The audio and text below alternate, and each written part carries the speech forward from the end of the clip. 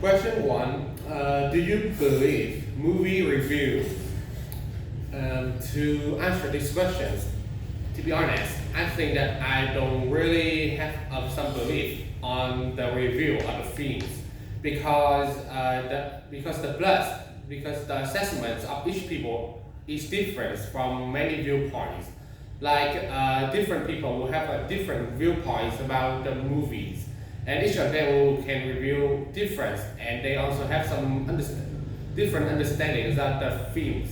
So I don't really believe the review of the film reviewers because each of them have some different kinds of understandings about the meanings and also the plots of the films. I usually just only watch the film by myself to understand it in my way. Question two: what are the different types of films in your countries?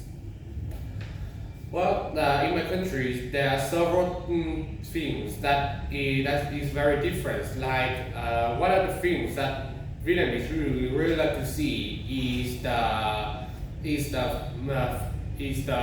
action movies.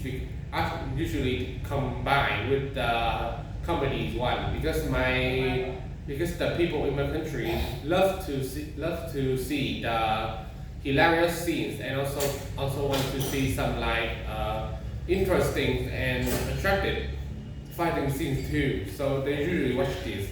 Sometimes some directors also create horror films, although they're not really scary enough, but they also give some people a chill down their spine. Question three: are historical films popular in the countries and why? If it was in the past, historical films was really popular, especially to children, because they can see what their predecessors have been through and how much they have been how they had done to protect countries and also to protect the next generations. And besides, they also know some other interesting things during this. However, with the development of many other films in my countries, this kind of films is not really popular now. Usually they only watch on the TVs by some old people or by some curious young people. Question four: do you think films with famous actors or actresses are more likely to become successful films? I absolutely disagree with these ideas because I believe that how success the film is belong to the plot and also the actings. Like the films need to have a good and good, interesting and also attractive plot to attract the viewers. And besides, having some famous actors and actresses is also good, but I think that they're not always good to